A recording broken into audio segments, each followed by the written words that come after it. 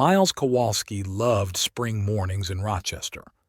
This industrial town in New York State was not one of America's tourist gems, but for him, a police sergeant with 15 years' experience, Rochester was the perfect place to raise his children and build a career. Miles was 43 years old and had been married for the past 17 years to Eloise Bennett, a beautiful journalism student he had met at a police charity ball. They had 3 children, 14-year-old Ethan, 12-year-old Audrey, and 5-year-old Penelope, whom everyone affectionately called Penny. Miles opened his eyes 10 minutes before the alarm clock rang, as he always did. Eloise wasn't there. She'd gotten up early to make breakfast for the children before going to the local newspaper where she worked as deputy editor-in-chief. At least that's what she always said. Sergeant Kowalski reached for his cell phone out of habit. 8 unread messages from colleagues and 1 from Captain Rayner. Even before breakfast, Miles knew it was going to be a busy day. There had been a robbery on the south side of town, and his shift would start with solving the case. "Good morning, champ," Miles said, walking into the kitchen and patting Ethan on the head, who was munching on his cereal staring at his phone. "Hey, Dad," the teen mumbled, not taking his eyes off the screen. Audrey was sitting at her desk with her Spanish textbook, repeating words before a test. Eloise was fussing at the stove, frying toast for Penny, who was coloring some animal in a coloring book with a serious look. "How did you sleep, darling?" Eloise smiled at her husband and returned to the stove. "Not bad, but I think it's going to be a rough day. A robbery on Jefferson Avenue." "Terrible," Eloise said automatically, putting breakfast on the plates. "I'm going to be late in the newsroom today. We have a meeting about the new column." Miles nodded, already used to his wife's frequent delays at work. It had become a regular occurrence over the last couple of years. He sat down next to Penny and looked at her work with a smile. "What do we have here, Princess?" "It's a giraffe, Daddy," the girl replied with slight irritation. "Can't you see?" "Of course it is," Miles grinned, looking at the purple-spotted creature. "I just wanted to make sure I understood your artistic intent." Penny rolled her eyes with an expression that made Miles laugh. His youngest daughter was a carbon copy of himself, the same dark hair, the same stubborn chin, the same analytical skills that showed even in her childish reasoning. Strangely, neither Ethan nor Audrey looked like him. Both had inherited Eloise's blonde hair and green eyes. Genetics was a strange thing, though, and Miles had never paid much attention to it. After breakfast, he helped Penny get ready for Rainbow Drops preschool, which was only 10 minutes away from their house. The girl attended the preschool group, and next year she was going to go to a real school, which she never tired of reminding everyone around her. "Dad, Miss Carson is going to let me be in charge of watering the plants today," Penny said seriously as they drove in the car. "It's a great honor," Miles replied just as seriously. "Just don't overwater. Remember what happened to Grandma Martha's cactus." Penny giggled, remembering the family story of how, at the age of 3, she had decided that her grandmother's cactus needed a sea of water and had drowned the plant, which had stood on the windowsill for almost 20 years. Miles dropped his daughter off at the kindergarten gate, waited until she waved to him from the doorway, and then headed for the station. On the way, he thought about the upcoming investigation and the fact that he had to remember to buy a present for Eloise. It was their wedding anniversary in a week. At the station, he was greeted by the familiar hum of voices, ringing phones, and the smell of strong coffee. The Rochester Police Department wasn't the largest, but it was busy enough for a city with an average crime rate. "Kowalski, come on in." Captain Rayner waved him in from his office door. "Just grab some coffee for me, too." Miles quickly poured 2 cups and, maneuvering between desks, made his way to his boss's office. "Where are we on the robbery?" he asked, settling into the chair across from the captain. "Jewelry store." Rayner slid the file to him. "Took $150,000 worth of merchandise," stunned the guard. "Cameras caught 2 of the masked men, but one of them has a tattoo on his wrist. Run it through the database, see if we can get a match." Miles spent the next few hours at the computer, reviewing the footage from the cameras and cross-referencing data from the police database. By lunchtime, he had several suspects and was about to drive to the crime scene when his phone rang. "Sergeant Kowalski," he answered habitually. "Mr. Kowalski, this is Susan Hendricks from Rainbow Drops Daycare. Your daughter Penelope was injured on a field trip. It's nothing serious, but we need your permission to take her to the doctor." "What happened?" Miles straightened up, instantly switching from work to family. "She fell off the swing and I think she dislocated her arm. We've been trying to call your wife, but she's not answering."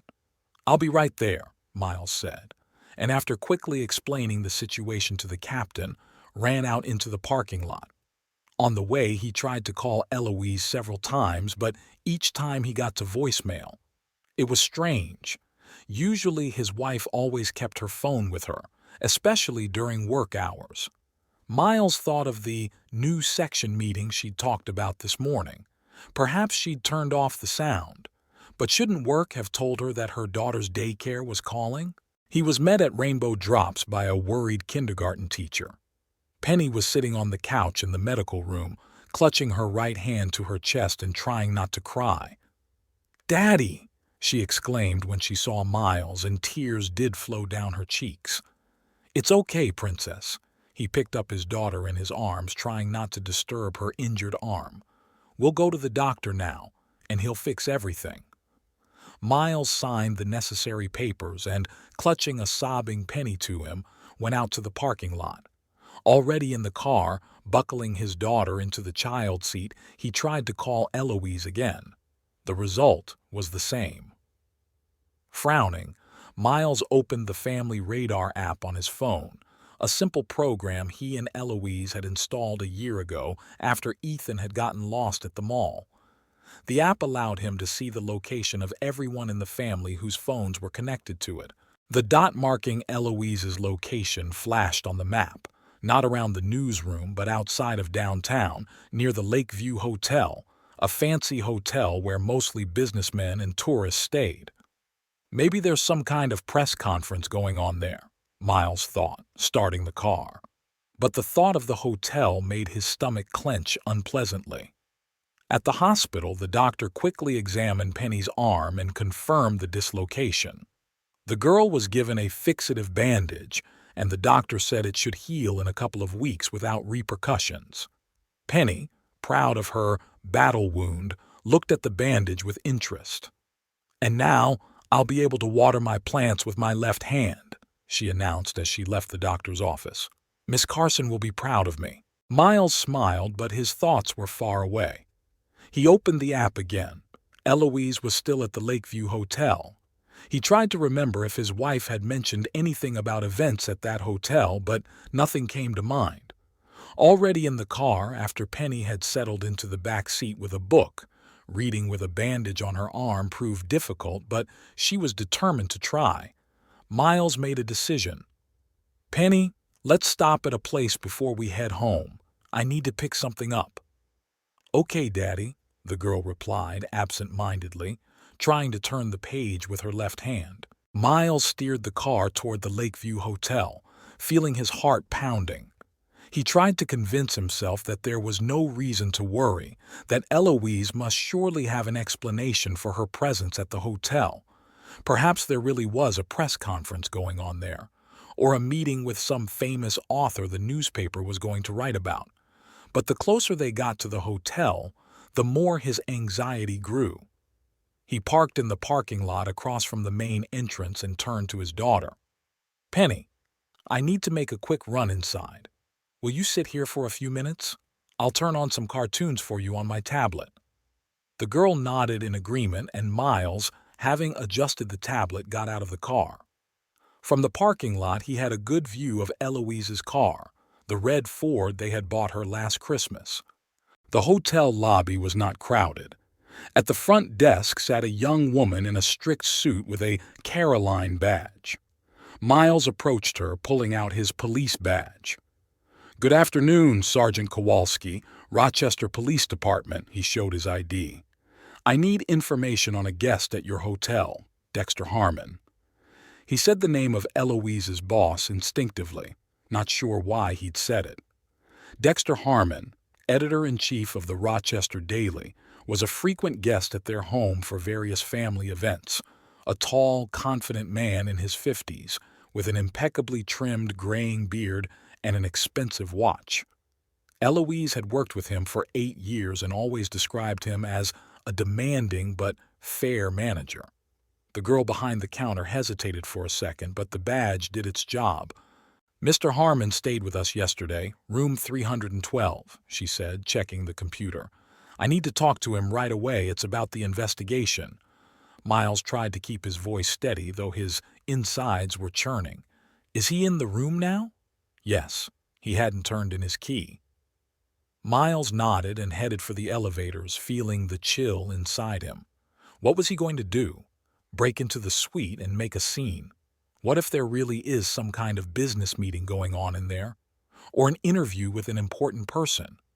But then why hadn't Eloise answered a single phone call, even when it was about their daughter's injury? The elevator took him quickly to the 3rd floor.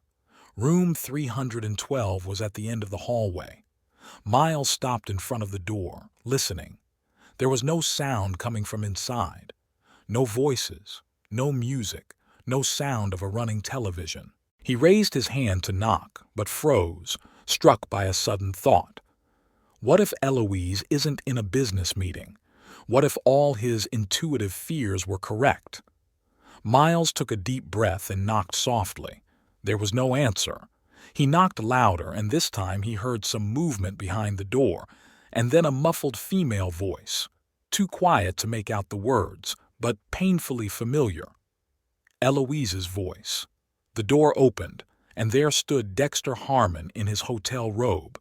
His face showed a range of emotions, from surprise to confusion to embarrassment. "Miles?" he said, trying to sound confident. "What are you doing here?" A startled exclamation came from the back of the room, and a moment later Miles saw Eloise hurriedly pulling on the same hotel robe. "Oh my God, Miles!" she breathed out, her face white as chalk. Miles stood there, unable to utter a word. The picture was so obvious that it required no explanation. Thousands of thoughts raced through his mind at once, from disbelief to rage, from pain to a sense of utter confusion. "Penny broke her arm," he finally said mechanically. "The kindergarten called you. Several times." Eloise covered her mouth with her hand. "Oh my God, I turned my phone off during the meeting." "Meeting?" Miles felt nausea rising in his throat. "Is that what you call it?" Dexter stepped forward, clearly trying to take control of the situation. "Look, Miles, I know how this looks, but—" "Don't bother." Miles cut him off abruptly. "My daughter is sitting in the car with an injured arm, and I'm not going to waste time with your excuses." He turned to Eloise, who was now looking at him with a pleading look in her eyes. "Miles, please, let's talk. It's not what you think." "Really?" Miles didn't recognize his own voice. "It's exactly what I think it is." "How long has this been going on?" Eloise was silent, her eyes downcast. That silence was more eloquent than any words. "I think we should talk at home," she said quietly. "Of course." Miles felt the fatigue coming on. "Of course we need to talk at home." He turned and walked toward the elevators, feeling the ground go out from under his feet. In 17 years of marriage, he'd never once suspected his wife of infidelity, though in retrospect he realized there had been signs. Late returns from work, business trips, which she had always refused before, new clothes and cosmetics, change of hairstyle, and the way she looked at Dexter Harmon at company parties, with an admiration that Miles wrote off as professional respect. As he rode the elevator down, he tried to gather his thoughts. What now? How would he look the kids in the eye? What would he say to Penny, who was waiting for him in the car? Stepping out of the hotel, Miles breathed deeply of the fresh spring air, trying to calm himself. He had a long and difficult conversation with Eloise ahead of him, but right now his main concern was his daughter. He had to get her home, take care of her hand, and make sure she didn't feel like there was anything wrong with their family. But deep down, Miles Kowalski already knew that this ordinary spring day had changed his life forever. After that day at the Lakeview Hotel, it was as if Miles Kowalski had been split in two. One part of him, a loving father, continued to care for his children, to help Penny with her injured arm, to take an interest in Ethan and Audrey's schoolwork. The other part, the professional police officer, cold-bloodedly collected evidence, analyzed the facts, and built a chronology of events. Eloise got home late that night. By then, Miles had already put the children to bed. They sat in the kitchen, he with a cup of cold coffee, she with eyes reddened from tears. The conversation was brief. "How long has this been going on?" Miles asked, staring at the wall in front of him. 8 years, Eloise answered quietly. 8? Miles felt himself getting cold inside. "And I didn't notice anything for 8 years?" We were careful. That "we" cut at his heart like a knife. "I want you to move out for a while," Miles said. "We'll tell the kids you're on an emergency business trip. I need to think about it." Eloise did not object. She packed her things and left in the morning while the children were still asleep. She said she would stay with her sister Natalie, who was recently divorced and rented a one-bedroom apartment on the other side of town. After she left, Miles found that police skills had taken over from emotion. At first, he just wanted to understand the extent of the deception, but the deeper he dug, the more he discovered. He started with Eloise's cell phone. She hadn't changed her password in years, the day she was born and the first letter of her name.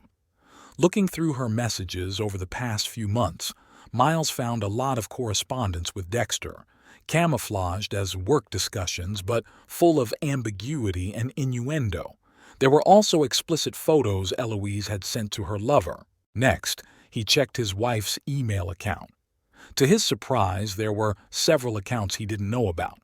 In one of them, a separate email account created specifically for communication with Dexter, he found emails from 3 years ago where Eloise had discussed with her lover the possibility of leaving Miles. Ultimately, they decided not to because of their children and careers. "It would be easier for everyone," she wrote. Miles remembered that about 3 years ago, Eloise had suddenly become especially attentive to him, cooking his favorite dishes more often, showing more interest in his work. He realized now that it was compensation for her decision to continue deceiving him. The next step was to look into his finances. Miles discovered bills for expensive restaurants and hotels paid by Eloise's credit card. She had never made such expenditures through their joint account, but the credit history was easy to check. Matching dates, he saw that many of these bills fell on days when Eloise supposedly worked late or traveled to journalism seminars. "Daddy, when is Mom coming home?" Penny asked at breakfast on the third day after Eloise left. "Soon, Princess," Miles smiled strainedly. "She has an important assignment from the newspaper. How's your arm?" "It hardly hurts anymore," proudly announced the girl, showing the bandage on which Audrey drew bright flowers. "Will Mommy bring me a present?" "Of course," Miles answered, feeling everything clenching inside. He took the children to school and kindergarten, and himself took the day off work. He needed to keep investigating. Dexter Harmon had been married for 25 years to Margaret Harmon, heiress to a large pharmaceutical company. They had 2 grown sons, one of whom lived abroad.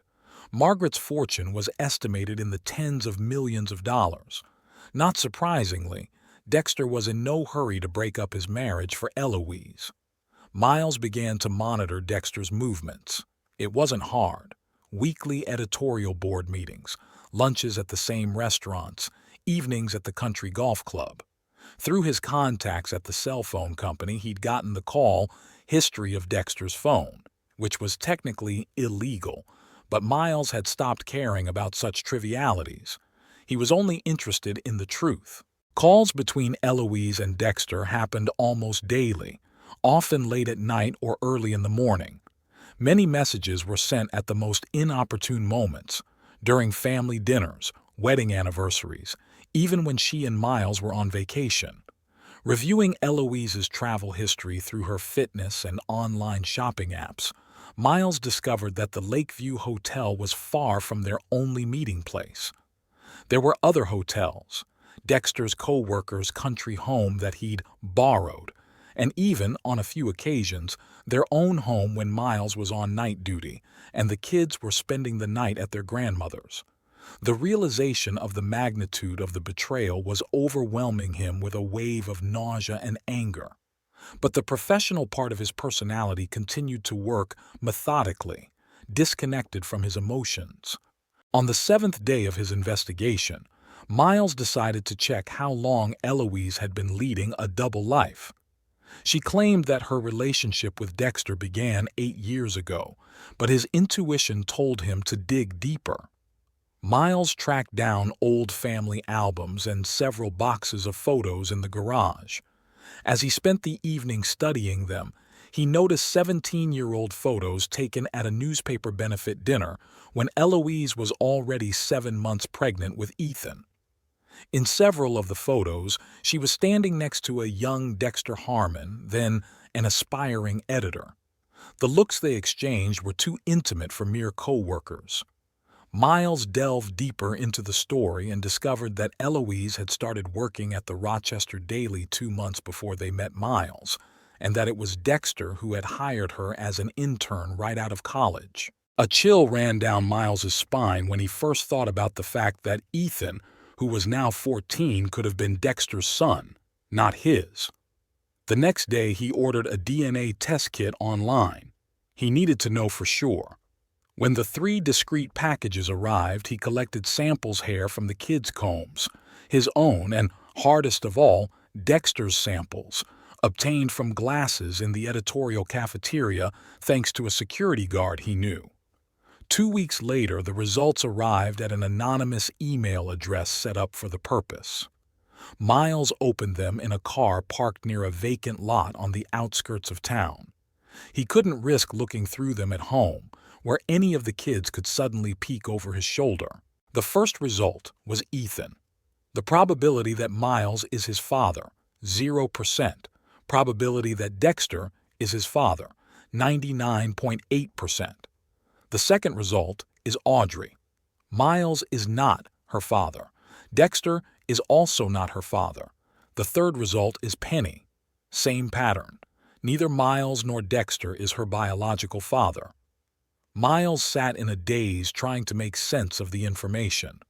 None of the 3 children he had raised and loved with all his heart were his biological child. Ethan seemed to be Dexter's son, but then who had fathered Audrey and Penny? With a staggered gait, he stepped out of the car and back toward the vacant lot where he'd vomited. His police stamina had changed for the first time in the entire investigation. When the initial shock passed, Miles walked back to the car and began to reanalyze the situation. If Ethan was Dexter's son, that meant Eloise had been cheating on him since the beginning of their relationship. It was even possible that she had dated him while already pregnant by her boss. As for Audrey and Penny, Miles mentally went through the men in Eloise's entourage. Had she had other lovers besides Dexter? Or was Dexter somehow not the biological father of these children despite their affair? The questions multiplied, and Miles realized he needed more evidence. He decided to install hidden cameras and listening devices in places where Eloise and Dexter might have met. It was probably the most legally questionable step in his investigation, but he couldn't stop now. Through an acquaintance in police technical support, he got compact surveillance equipment. He installed miniature cameras in his sister Eloise's apartment when she wasn't home. Natalie always left a spare key under the flower pot by the door, typical civilian carelessness. He bugged Eloise's car and connected to her computer via remote access. Over the next 10 days, he collected hours of audio and video recordings. Most of it was blank. Eloise did spend a lot of time at work or with her sister. But there was other footage, meetings with Dexter in the apartment, their conversations, intimate moments that Miles forced himself to view with the detachment of a forensic scientist. In those conversations, the names of other men came up. A co-worker of Dexter's named Brian, with whom Eloise had had a brief affair 12 years ago, around the time Audrey had been conceived, and a certain Tyler, a photographer she dated 6 years ago, just before Penny was born. Eloise had told Dexter about these liaisons with a kind of perverse pleasure, and he'd reacted with a mixture of jealousy and arousal. Their relationship was toxic, confusing, but obviously based on a strong mutual dependence. In one of the entries, Dexter asks Eloise why she stayed with Miles all these years. "He's a good man and a great father," she replied, "and he's peaceful. You know, like a safe harbor, no storms, no surprises." "Is there too much drama with me?" Dexter asked with a hint of smugness. "There's too much with you," Eloise laughed, "but I can't live without it." Miles turned off the tape and sat staring at the blank screen for a long time.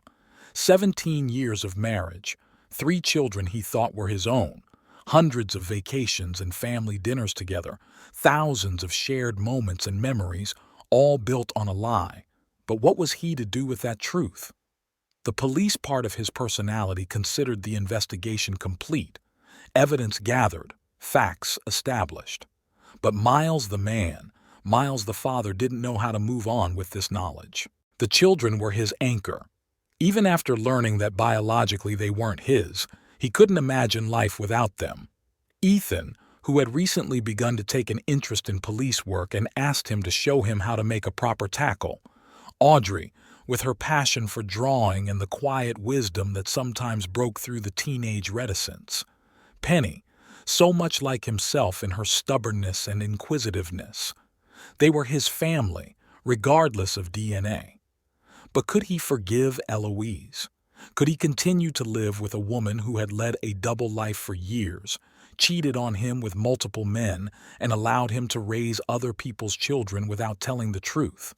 Miles didn't know the answers to these questions. He only realized that he couldn't keep Eloise at a distance forever under the pretense of business travel. The kids were starting to ask too many questions. The next step had to be taken, and that step had to be reasonable, not dictated by anger or hurt. Miles decided to wait for the right moment for a confrontation, the moment when he could present the evidence and demand an explanation without unnecessary witnesses. That moment presented itself sooner than he expected. At work, Miles learned that in a week's time the Rochester Daily would be hosting its annual company party, to which the paper's employees and their spouses were invited. Eloise had already called him, asking if he could go, as she had in years past. "Of course," he said, surprised at how normal his voice sounded. "I wouldn't miss such an event." Eloise seemed relieved, and Miles realized that she interpreted his agreement as a sign of returning to normalcy. She had no idea that he knew the truth, and even less could she imagine that this was the evening he planned to shatter her carefully constructed world of lies. There was a week left to finalize preparations. Miles ordered quality printouts of the most compromising photos and screenshots of messages, backed up all audio and video recordings, prepared divorce papers, consulting with a lawyer from the police union who promised complete confidentiality. When the kids were asleep, he sat in the kitchen going through these materials and thinking about how much their lives would change once the truth came out. The detective work was finished, but at what cost? What hurt the most was the realization that in all the years of their marriage, Eloise never once seemed to have real feelings for him. He was just a convenient cover, a safe haven, as she had put it in her conversation with Dexter. The hardest part was when the kids were enthusiastically discussing Mom's return from her business trip. "I missed her so much," Penny had said the evening before corporate night, as Miles was putting her to bed. "Mom and I always read a story before bedtime." "I know, Princess," Miles replied, kissing his daughter on the forehead. "Mommy will be back tomorrow. And we'll be a real family again," joyfully exclaimed the girl, not realizing how far from the truth her words were. Miles left Penny's room with a heavy heart. Tomorrow was going to be the hardest day of his life, and he wasn't sure he was ready for it. But there was no other way out. The invisible footprints he had so carefully collected were about to become visible to everyone. The evening of the Rochester Daily editorial was held at the Old Harbor Restaurant, one of the city's most prestigious establishments, located on the shores of Lake Ontario. Miles wore his only decent suit, a dark blue one bought 3 years ago for Christmas. Eloise was to meet him already on the spot. She explained that she had to come to the editorial office in advance to help with the last preparations. The children were left with Miles's mother, 69-year-old Martha Kowalski, who was happy to spend the evening with her grandchildren. She asked no questions about her son's strange behavior in recent weeks or her daughter-in-law's business trip, but Miles could feel her concerned look. "Is everything all right, son?" was all she asked when he was about to leave. "I'll be fine, Mom," Miles replied, kissing her on the cheek. "Don't wait for us. We might be late." The backpack Miles had left in the trunk of the car contained a folder with all the evidence he had collected: printed photos, DNA test results, copies of correspondence, and transcripts of the most explicit conversations recorded on a tape recorder. He didn't plan to cause a public scandal, but he wanted to be prepared for any eventuality. When Miles entered the restaurant, the party was in full swing. The spacious room with panoramic windows overlooking the lake was filled with people with glasses of champagne. Journalists, photographers, editors, and administrative staff of the Rochester Daily, along with their spouses, formed a noisy and motley crowd. Miles noticed Eloise at once. She was standing in a group of colleagues wearing a new dress the color of burgundy wine, which he had never seen before. She must have bought it especially for this evening. Her blonde hair was arranged in an elegant style that revealed her neck and shoulders. She looked beautiful and seemed happy, laughing at someone's joke. Dexter Harmon was at the opposite end of the hall, talking to the mayor of Rochester and some other important people in business suits. Next to him stood his wife Margaret, a tall, thin woman with impeccably styled gray hair and a string of large pearls around her neck. She held a martini glass and smiled politely, but there was boredom in her eyes. Miles wondered for a moment if Margaret knew about her husband's adventures or, like himself until recently, lived in blissful ignorance. The thought that they had both been fooled caused him to feel a surge of grim solidarity with this strange woman. Eloise saw him and waved her hand, indicating for him to come toward her. Miles headed slowly across the hall, greeting the familiar with nods and short remarks. "You came after all." Eloise kissed him on the cheek, and he smelled the familiar scent of her perfume, floral with a hint of vanilla. "I'm so glad to see you." "I promised," Miles replied, surprised at his calmness. Eloise introduced him to several new employees, and Miles mechanically shook hands, smiled, and exchanged meaningless phrases. Part of his mind noted how well Eloise could pretend. No one would have guessed that there was anything wrong between them. To everyone, they looked like a normal, happy couple. "Do you have a moment?" Eloise asked, pulling him aside when they'd already talked enough with her co-workers. "I wanted to talk about us." "Let's talk," Miles agreed, following her to a quiet corner of the room, next to a large aquarium with tropical fish. "I've missed you a lot," Eloise began, putting her hand on his shoulder. "And the children. Natalie has been very kind, but I want to go home." "Wouldn't you be more comfortable living near work?" Miles asked with a hint of irony in his voice, and closer to Dexter. Eloise froze for a moment, then tried to laugh, but it was fake. "What are you talking about? Dexter's my boss, and—" "Come on, Eloise," Miles said quietly. "I know everything. About you and Dexter, about how long it's been going on, about the kids." The color drained from her face. "What do you mean about the kids?" she asked, almost in a whisper. "I know that none of them are mine." Miles said the words without emotion, as if he were reading a police report. "And that Ethan is Dexter's son." Eloise slumped into the nearest chair as if her legs had collapsed. "Miles, please, let's not do this here." "Where?" he asked with sudden bitterness. "In our house, which you've turned into a stage set for your double life? Or maybe your sister's apartment where you met Dexter when you were supposedly on a business trip." Eloise flinched, and her eyes widened with fright. "You were following me?" "I was investigating," Miles corrected her. "And I've gathered enough evidence to realize that our 17 years of marriage have been a lie." "No, it wasn't," Eloise spoke quickly, grabbing his arm. "Miles, I loved you. I really did. And I love you now. Yes, Dexter and I had an affair, but that doesn't mean that our family—" "Who's Audrey's father?" Miles interrupted her. "And Penny." The question caught Eloise off guard. She opened her mouth but couldn't get a word out. "I know about Brian," Miles continued, "and about Tyler, the photographer." Eloise turned even paler. How did you know?" "I heard you and Dexter talking. I saw you together. I set up surveillance. I ran DNA tests." "You had no right."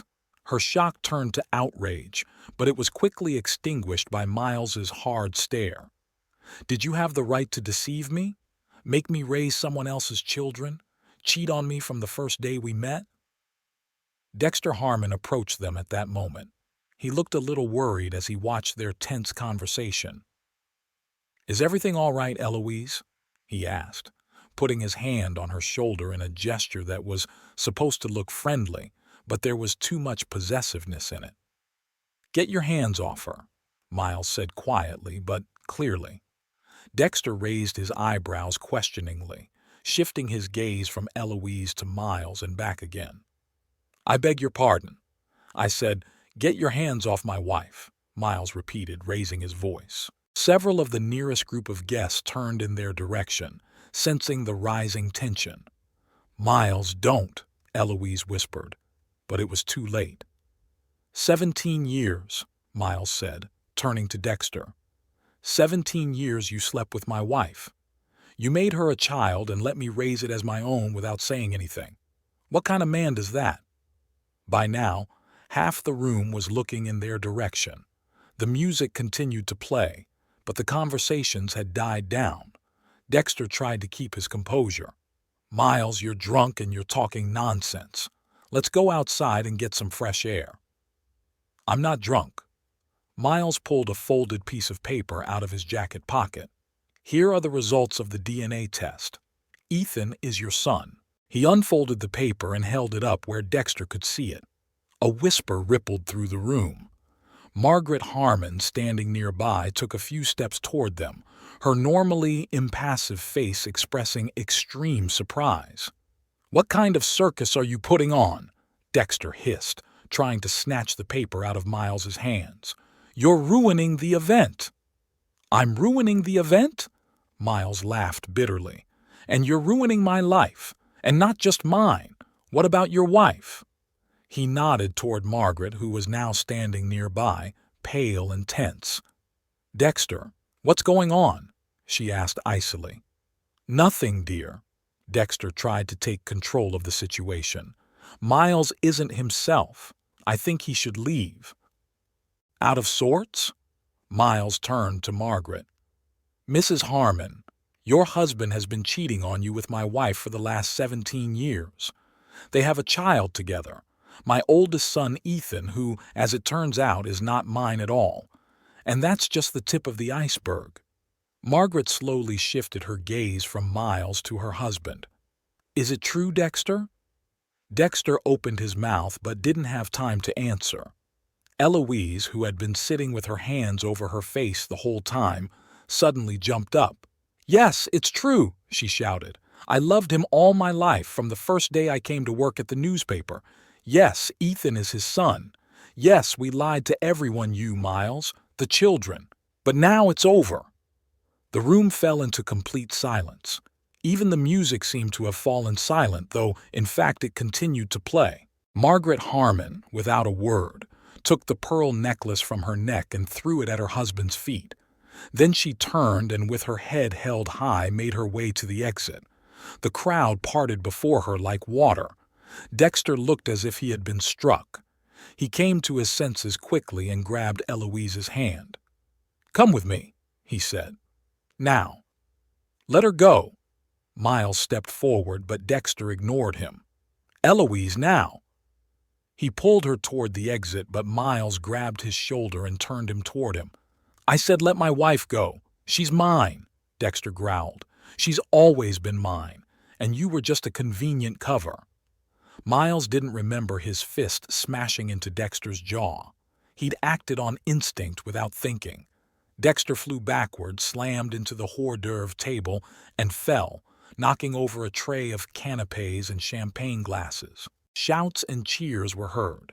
Several men rushed toward them to prevent further fighting, but Miles had already pulled out his police badge. "Rochester Police," he said, showing his badge. "Dexter Harmon, you are under arrest on suspicion of sexual harassment in the workplace and rape of a subordinate." That was an exaggeration, and Miles knew it. But he needed an excuse to humiliate Dexter in front of his co-workers the way he'd humiliated him over the years. "You can't arrest me," Dexter huffed, trying to get up. A red stain from spilled wine was spreading across his light-colored shirt. "This is absurd. Eloise, tell him." But Eloise stood frozen, staring blankly, unable to utter a word. "I can and will do it." Miles drew out the handcuffs he always carried with him out of old habit. "Unless, of course, your wife wants to press charges for adultery.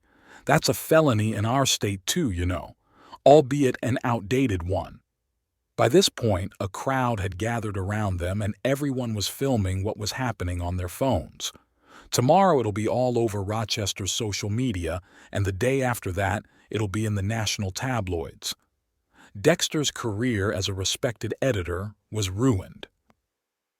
"This is illegal," Dexter tried to appeal to the minds of those present. "He's overstepping his authority. Somebody call the real police." "I am the real police," Miles said, snapping the handcuffs on his wrists. "And I'm going to read you your rights. You have the right to remain silent. Anything you say—" "For God's sake, Miles, stop!" Eloise finally broke out of her stupor and lunged at him. "You can't do this! I can't?" He turned to her bitterly. "And you could have ruined my life and nothing? Could have made me raise his child and think it was my son?" "I love Ethan," Eloise exclaimed with tears in her eyes. "And Audrey, and Penny too. That's true love, and they're your children too, even if not biologically." "Don't you dare talk to me about love." Miles turned away from her and turned to the shocked audience. "Did anyone call for a patrol car? I need to get this man to the station." Miles, a police colleague who was also invited to the party with his wife, a journalist from the culture section, approached him. "Let him go. You're out of line." "You don't understand, Tom." Miles shook his head. "I understand." Tom put his hand on his shoulder. "And I sympathize. But you can't arrest a man for treason. It's not a crime. And there's no evidence of sexual harassment. You'll just ruin your career." Miles slowly realized his friend was right. He had acted under the influence of emotion, and it could cost him all he had left, his job. Reluctantly, he uncuffed Dexter. "I'm going to sue you," he hissed, rubbing his wrists, "for slander, assault, and unlawful detention. You'll never work on the force again." "And I'll file for divorce against you and Eloise," Miles replied calmly. "And I'll take all the evidence of your relationship with me. We'll see what the judge says about moral damages." He turned and walked toward the exit. Halfway out, Eloise caught up with him. "Miles, wait!" She grabbed his arm. "What will happen to the children?" Are you serious? He turned to her. Are you really worried about the kids now, after everything you've done? I'm their mother. Eloise's voice became steely. And you can't take them away from me. I'm not going to, Miles replied tiredly. No matter what, I love them. And it's not their fault that their mother turned out to be. He paused, not wanting to insult her in front of everyone. For what happened between us. With those words, he walked out of the restaurant into the cool night air. As he walked to his car, a young reporter, a rookie he had glimpsed at the party, jumped out of the building. Sergeant Kowalski, the kid called out to him. Can I ask you a few questions for the paper? This story. No comment. Miles cut him off and got into the car. He drove to the mother's house, where the children were, and sat in the car in front of the house for a long time, not daring to enter. How would he explain to them what had happened? What would he tell Ethan, who would soon learn that his real father was Dexter Harmon? How will he tell Audrey and Penny that their mom and dad won't be living together anymore? And what will happen to his police career now? Today, he overstepped his authority in front of dozens of witnesses. If Dexter files a complaint, he could be suspended or even fired. He's lost everything. His family, his reputation, maybe his job. All that was left was the truth, and it was bitter too. Miles sighed and got out of the car. The kids were waiting for him. Whatever happened next, he had to be strong for them. Daddy! Penny rushed to him as soon as he entered the house. Grandma and I baked chocolate chip cookies, your favorite. Wonderful, princess. Miles lifted his daughter into his arms and hugged her tightly. I'll definitely try some. Where's Mom? Audrey asked, looking over his shoulder at the door. She's not with you? Mom got held up at work, Miles answered, trying to make his voice sound normal.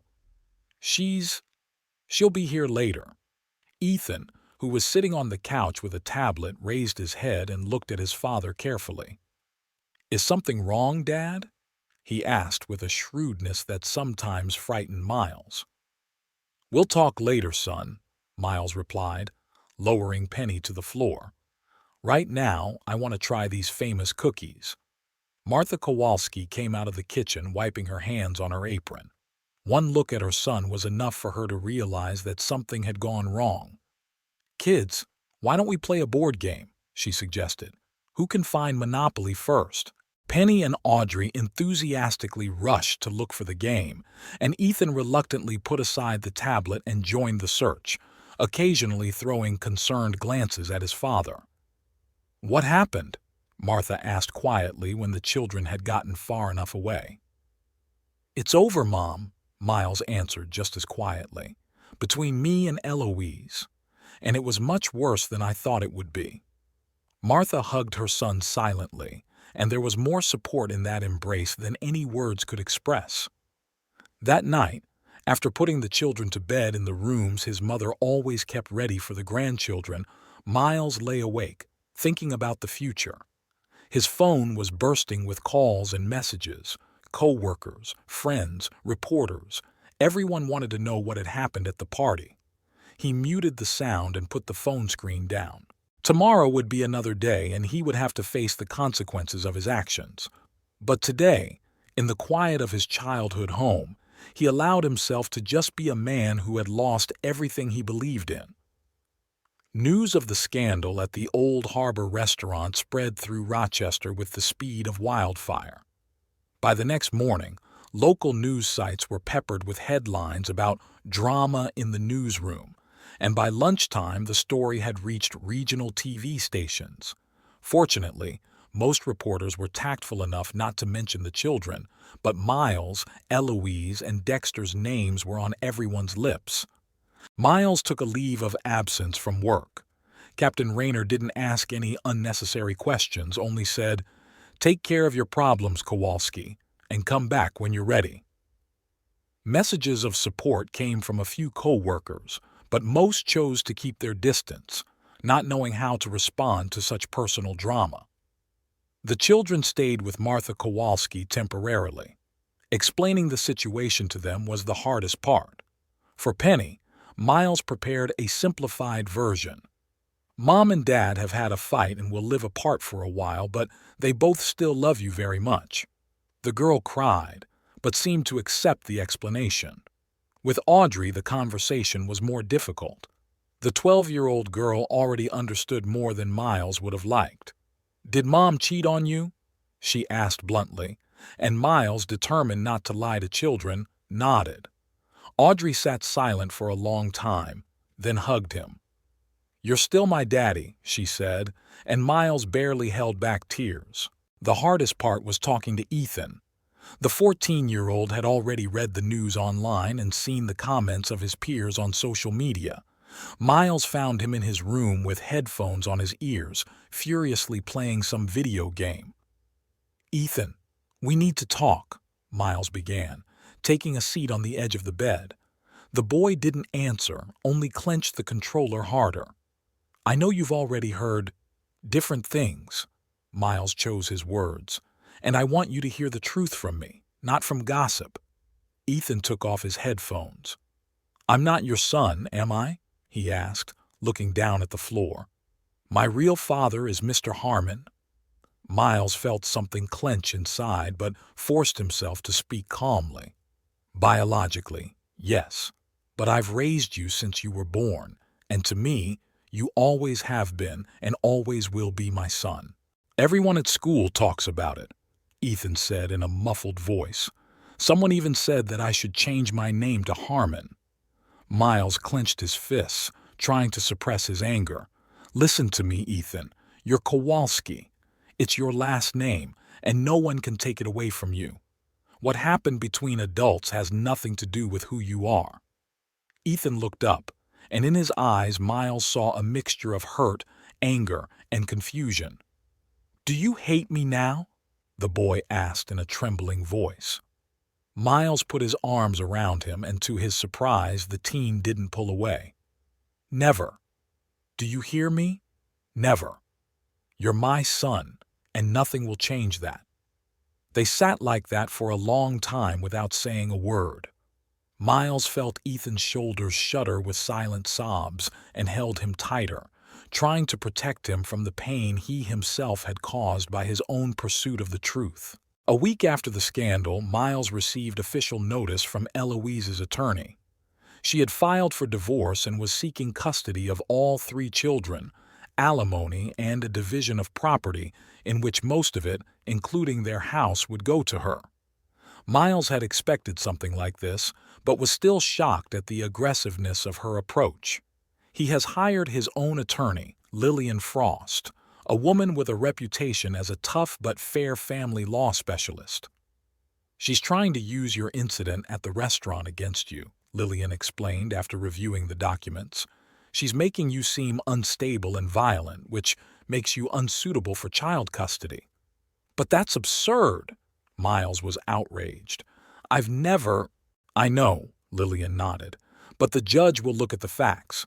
You hit a man in public and tried to arrest him without probable cause. Fortunately, we have counter-arguments." Lillian's plan was simple: use the evidence Miles had gathered of Eloise's adultery to question her morals as a parent, and the DNA tests would convince the judge that withholding information about biological paternity was a form of emotional abuse against Miles. "What about Dexter?" Miles asked. "Will he be involved in the trial?" "He's trying to stay out of it," Lillian replied. "His wife has filed for divorce and is hiring the best lawyers in the state. He doesn't have time for you right now." Miles grinned grimly. At least Dexter was suffering too. The divorce proceedings had been grueling: preliminary hearings, taking depositions, endless paperwork. And all the while, Miles and Eloise had little contact except through their lawyers. The children stayed with Martha, but sometimes spent weekends with their mother.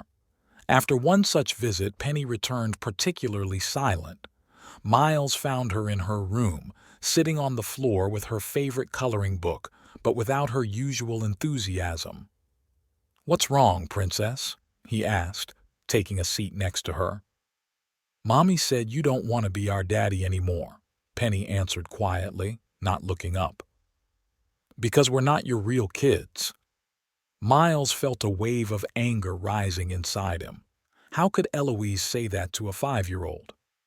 It's not true, he said firmly, lifting Penny's chin so she could look him in the eye. I'll always be your daddy. Always. Do you understand? Penny nodded, but her eyes were still full of doubt. Miles realized that Eloise had begun to use the children as weapons in their war, and that was what hurt the most. That same evening, he called Lillian and told her what had happened. She promised to use it as proof of parental alienation on Eloise's part. The most stressful part of the trial was the property division mediation. Miles, Eloise, and their attorneys gathered in a small conference room at the courthouse. Eloise looked haggard but determined. She had put on a noticeable amount of weight since their last meeting, and her face had taken on a sort of painful swelling. My client is willing to consider joint custody, began Eloise's attorney, a thin woman with a sharp eye, provided she keeps the house and Mr. Kowalski pays sufficient child support. Our counter-proposal, Lillian replied, joint custody, sale of the house and equal division of the proceeds, plus reasonable child support calculated in accordance with state law. Miles, Eloise suddenly addressed him directly, ignoring protocol. Do you really want the kids to lose their home after all they've been through? Eloise, I recommend you communicate through me, her lawyer intervened, but Eloise waved it off. No, let her tell me to my face that she's going to throw her children out on the street. I'm not kicking anyone out, Miles replied calmly, but this house was bought with our money and I'm entitled to my share. You and the children can find a more modest place to live, or we can arrange for you to buy out my share. I don't have that kind of money, Eloise exclaimed. You know it very well. Perhaps your dear Dexter will help? Miles couldn't help himself and immediately regretted his words. Eloise's face contorted with a grimace of pain. Dexter, are you kidding? He left me as soon as his wife filed for divorce, said I ruined his life. She suddenly clutched her stomach and groaned. Eloise? Her lawyer leaned toward her worriedly. Are you all right? I don't know, Eloise took a deep breath. Some sharp pain. Maybe we should take a break, Lillian suggested. No, Eloise shook her head. Let's finish this. And then she cried out, bending over in pain. Call an ambulance, her lawyer shouted, rushing over to her client. Miles jumped to his feet as well, instinctively moving toward Eloise, but stopped, not knowing if his help was appropriate. Suddenly he noticed that the chair Eloise was sitting on was wet. Her water broke, he said, and everyone present froze. Her water? Questioned Eloise's lawyer. But that means she's pregnant, Miles finished for her, and everything suddenly fell into place. The weight gain, the swelling, the emotional swings. How could he, a detective with 15 years of experience, have missed the obvious signs? The ambulance is on its way, the mediator's assistant said, running into the room with the phone in her hand. It would be here in 10 minutes. Eloise was breathing heavily, each exhalation accompanied by a groan. I don't think the baby will wait for an ambulance, Lillian said with unexpected calmness. Miles, have you ever delivered a baby? Only in textbooks at the academy, he answered, still trying to make sense of the situation. Eloise is pregnant. But by whom? When did she get pregnant? And why did she hide it during the divorce proceedings? I'll call security. Maybe there's someone there with experience. The mediator's assistant ran out of the room again. Eloise cried out particularly loudly. I can feel him coming. Gasping, she said. Miles looked at the two lawyers, at the mediator, a middle-aged man who looked completely confused, and realized that none of them were ready to deliver the baby, except for him. Lillian, ask security for a first aid kit and clean towels. You, he nodded to Eloise's lawyer, help her lie down on the floor. And you, this was to the mediator, open a window, it's too stuffy in here. To his surprise, everyone silently followed his instructions. Miles went over to Eloise and knelt down beside her. "Let me help you," he said calmly. Eloise looked at him with eyes widened with pain and fear. "Why are you helping me?" she whispered. "After everything I've done?" "Because this isn't about you or me," Miles answered. "It's about a child who's innocent." The next 20 minutes passed like a blur. Miles acted on instructions from the first aid course he'd taken at the police academy and on instinct. Lillian helped by handing him towels and following instructions. The ambulance arrived just as the tiny but surprisingly loud boy was born. The paramedics quickly got the situation under control, cut the umbilical cord, and checked on the condition of mother and baby. Thankfully, both were fine, although Eloise required hospitalization for follow-up care. As she was being wheeled away on a stretcher with the baby in her arms, she suddenly looked at Miles and said, "His name is Jason. He's from Eric, a photographer for the Boston Globe. We met at a conference 3 months ago. It was an accident, one night." Miles nodded, not knowing what to say. Another man in Eloise's life, another child conceived in a lie. Part of him wanted to be angry, but all he felt was tiredness and some strange relief that things had ended relatively well. There was an awkward silence in the conference room after the ambulance left. Lillian was the first to break it. "I believe today's mediation can be considered complete," she said, gathering her papers. "We'll continue when Mrs. Kowalski is able." "I think we should reconsider our positions," Eloise's attorney said abruptly, "in light of the new circumstances." Miles realized that having a child with another man had seriously weakened Eloise's position in court. A judge was unlikely to look favorably on a woman who'd cheated on her husband with multiple partners and concealed a pregnancy during divorce proceedings. "Yes," he agreed, "it's worth revisiting." That evening, Miles sat in his mother's living room, telling her what had happened while the kids watched a movie in the next room. "Another baby," Martha shook her head. "Poor woman. And a poor baby." "Poor baby?" Miles interjected. "After all Eloise has done, do you feel sorry for her?" "No, but I feel sorry for the baby," Martha replied. "He was born in such a mess. And you behaved decently, by the way. A lot of men in your place would have walked away." Miles shrugged his shoulders. "I'm a cop. We don't walk away when people need help." "So what now?" Martha asked.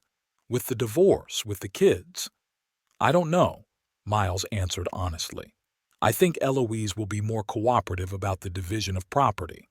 But I'm more concerned about the children. Are you afraid that they will find out that they are not biologically yours?" "Ethan already knows. Audrey seems to have a hunch." "Penny is too young to realize," Miles sighed. "But that's not the point. I'm afraid that they'll grow up thinking that love is unreliable, that people betray each other, that the truth hurts." "Doesn't it?" Martha asked quietly. Miles thought for a moment. The truth did hurt. Him, the children, even Eloise and Dexter. But was there an alternative? To continue living a lie, pretending everything was fine, letting his wife cheat on him, possibly having more children with other men. "The truth can hurt," he finally said. "But lies destroy from the inside out. I'd prefer honest pain to fake happiness." "And the children?" Martha asked. "What will you tell them?" "I'll tell them that sometimes adults make mistakes. That love is different, and not always the kind you see in fairy tales. But that my love for them is real and will never change, no matter what the DNA tests show." Martha smiled and put her hand on her son's shoulder. "You know, Miles, you make a great father, regardless of your biology." At that moment, Penny ran into the room. "Daddy, Daddy, the movie's over. Can we watch another one?" Miles picked her up in his arms and hugged her tightly. "Of course, Princess. You pick whatever you want." Looking at his daughter's joyful face, he realized that despite all the turmoil, he still had the most important thing, his children, and for their sake, he was willing to go through any ordeal. A week after Jason's birth, Eloise agreed to Miles' terms on the division of property. The house was to be sold and the proceeds divided equally. The children remained in joint custody, spending equal amounts of time with each parent. Miles pledged to pay reasonable child support, but the amounts were far less than what Eloise had originally demanded. Neither Dexter nor the mysterious Eric from the Boston Globe had shown any interest in being involved in the lives of their biological children, which in a way simplified things for Miles. He remained the only father to Ethan, Audrey, and Penny, and was determined not to let Eloise's past mistakes affect his relationship with his children. The price of truth had been high, but now that the worst was over, Miles was beginning to believe that they could all move on, not as the perfect family from the commercials, but as people who had been through pain and betrayal, but who had retained the ability to love each other no matter what. 2 years flew by. Miles Kowalski stood at the grill in the backyard of his new home, a small but cozy cottage on the outskirts of Rochester. The day was warm and a light breeze carried the scent of grilling steaks and freshly cut grass. "Dad, can I have some more lemonade?" Penny, now 7 years old, held out the empty glass. Her brown hair was braided into 2 pigtails, and her nose was freckled from a recent vacation at the lake. "Of course, Princess." Miles filled her glass and winked. "Don't drink it all at once or you'll burst." Penny giggled and ran off to the other kids playing badminton on the lawn. Ethan had turned 16 and was almost catching up to Miles in height. Audrey, who was 14, was helping her younger brother Penny handle the racket. 2-year-old Jason, their half-brother, tried to imitate his elders but was more of a mess, causing general laughter. Life changed dramatically from the day Miles learned the truth about his marriage. After the divorce, he and Eloise had sold the family home and split the proceeds. Miles bought the cottage, which had plenty of room for him and the 3 children on the days they stayed with him. Eloise rented an apartment closer to downtown, not far from the Rochester Daily newsroom where she continued to work. Dexter Harmon left town after a high-profile divorce from his wife. Rumor had it he'd moved to California, where he'd taken a job as an editor at some second-rate tabloid. Ethan has not kept in touch with him, despite Dexter's repeated attempts to make contact. "My father is Miles Kowalski," the teenager had said in their last phone conversation, and those words meant more to Miles than all the treasures in the world. The relationship with Eloise had gradually turned into a neutral coexistence. They communicated only on matters concerning the children, without unnecessary emotions, like business partners. It wasn't easy, especially at first, but for the sake of Ethan, Audrey, and Penny, they learned to put aside personal grudges. Miles returned to the police force 3 months after the scandal.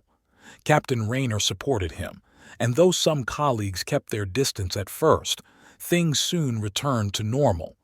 After all, Rochester, like any other city, had worse stories, and people were quick to turn their attention to new gossip. "Hey, Kowalski, let me see how you're doing." Frank Donovan, his partner of the last 3 years, came up to the grill with a bottle of beer in his hand. Miles handed him a piece of steak on a fork. "How's that?" "Delicious." Frank gave him a thumbs up. "Listen, I've been thinking. Why don't I introduce you to my wife's sister? She's recently divorced and—" "Don't even start." Miles shook his head with a smile. "I've already told you I'm not interested in dating.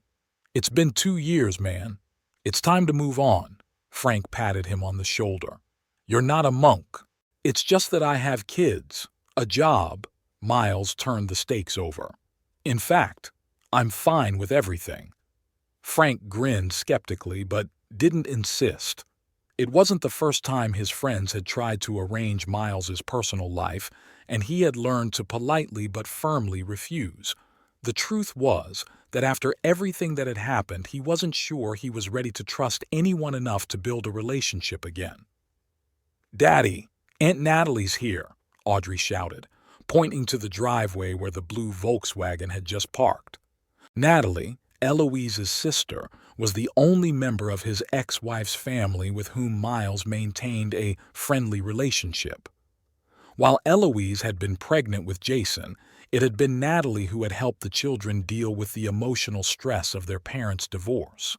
She turned out to be a surprisingly sensible woman who didn't try to pick sides in the conflict, but just did what she thought was right. A petite woman with a short haircut got out of the car and waved hello to everyone. Behind her came a boy about 10 years old with a soccer ball in his hands and some unfamiliar woman. "Hello, everyone." Natalie walked over to Miles and gave him a hug. "I hope we're not too late." "I brought a salad and a blueberry pie." "Just in time." Miles smiled as he accepted the containers. "The steaks are almost ready." "Miles, this is my sister Sabrina." Natalie nodded toward the stranger. "She recently moved to Rochester, and this is her son Noah." Sabrina Weiss was a tall woman with auburn hair pulled back into a casual bun and attentive brown eyes. Unlike the elegant and always impeccably dressed Eloise, she looked simpler: jeans, a loose blouse, minimal makeup. But there was something special about her that immediately attracted attention, maybe her confident demeanor or her easy smile, open and sincere. "It's nice to meet you." Sabrina held out her hand. "Natalie has told me a lot about you." "Only good things, I hope." Miles shook her hand and felt that her handshake was firm, without fake feminine softness. "Mostly," she grinned. "Said you were the best barbecue cook in Rochester." "Then I'll have to live up to it," Miles smiled back. Noah, Sabrina's son, had already joined the other kids. In a minute, he and Ethan were already discussing some computer game, as if they had known each other all their lives. "Noah, don't forget the sunscreen," Sabrina shouted, but the boy only waved it away, absorbed in his new friendship. "They're always like that," Miles sighed. "It's like they don't listen to us on purpose." "Oh, that's right," Sabrina laughed. "Sometimes I feel like I'm talking to a wall." While the children played and Frank and his wife and Natalie set the table, Miles and Sabrina continued their conversation at the grill. "Natalie said you recently moved to Rochester?" Miles asked, flipping the last of the steaks. "Yes, 2 months ago. I got a position at the local hospital. I'm a pediatrician." Sabrina watched his movements with mild interest. "Before that, you lived in Buffalo. And how do you like our city?" "I like it. It's quieter than Buffalo and the people are more friendly. Noah likes the new school too, though he misses his old friends." She was silent for a moment, then added more quietly, "After his father died, we both needed a change of scenery." "I'm sorry," Miles said sincerely. "How long ago was that?" 3 years ago. Pancreatic cancer," she said calmly, like someone who had learned to live with her loss. "David and I had been together since college, 15 years of marriage." "It's hard," Miles nodded. "Losing someone you love." "Yes," Sabrina looked at him carefully. "Natalie told me about your situation. I hope it wasn't tactless of her." "It's okay," Miles shrugged. "The whole town knows the story, at least the version that leaked to the papers." "I don't believe the papers," Sabrina said simply. "Too often they leave out the human side of the story." Miles looked at her with renewed interest. There was no judgment or obsessive curiosity in her words, only the realization that behind every sensationalized story there were real people with real pain. "The steaks are ready," he announced, taking the meat off the grill. "Time to call the kids." Lunch passed in a relaxed atmosphere. The kids were noisy and laughing. The adults were discussing the latest news and plans for the summer. Miles noticed that Sabrina fit into their company easily, not trying to please anyone, just being herself. She knew how to listen, a quality he had always appreciated in people. After lunch, when Frank and his wife went to check on her parents and Natalie dozed off in the chaise lounge, Miles and Sabrina stayed at the table, watching the kids play soccer on the lawn. Ethan takes such good care of the younger ones, Sabrina remarked, especially the little one. Yeah, he's a great big brother, Miles said proudly, though they went through a difficult time when he found out the truth about his biological father. But you remained his father, Sabrina looked him in the eyes. A real father. It's not the blood that determines that, is it?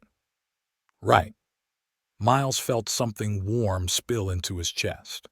You know, a lot of people thought I should have turned my back on my kids after I found out they weren't biologically mine, but I never even considered that option.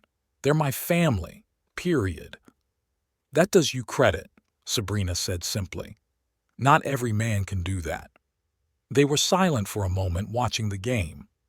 Then Sabrina asked, was it hard to start over? After the divorce, I mean. It wasn't, Miles admitted, but I found that life goes on whether you want it to or not. At first you just function automatically work, kids, home. And then at some point you realize that you can laugh again, that you enjoy the little things again. I know what you're talking about, Sabrina nodded. After David died, I thought I'd never get out of that black hole, but I had to pull myself together for Noah. And then it got easier. Miles nodded understandingly. They were two people who had experienced different but equally painful losses, and both of them had found the strength to move on for the sake of their children. "Mom, look!" shouted Noah, scoring a goal in the makeshift goal. "Did you see that? Did you see that?" Sabrina gave a thumbs up. "Good for you." Ethan clapped the boy on the shoulder, recognizing his success. "You have a great son," Miles said. "Thank you," Sabrina smiled. "Yours are great, too." The evening came without a hitch. Natalie volunteered to drive Ethan and Audrey to Eloise's.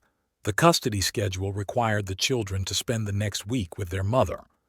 Penny and Jason were already asleep, tired from playing and the fresh air. "We should get going too," Sabrina said when it got dark. "Noah has school tomorrow." "Thanks for coming." Miles walked her and Noah to the car. "It was really nice to meet you." "Likewise," Sabrina smiled. "Maybe—" She hesitated for a second. "Maybe we could get coffee sometime. I don't know the city very well yet, and it would be nice to have a local guide." Miles felt a slight thrill, the same one he seemed to have long forgotten. "I'd love to," he replied. "I know a few good places." They exchanged phone numbers and Sabrina and Noah left. Miles stood in the driveway for a while, watching the headlights go by. Something new had appeared on the horizon of his life, something vague and uncertain, but hopeful. Back in the house, he looked into Penny's room. The girl was asleep, cuddling the teddy bear Miles had given her for her 7th birthday. Jason was sleeping peacefully in the next room. Eloise had left him for the weekend to go to a conference.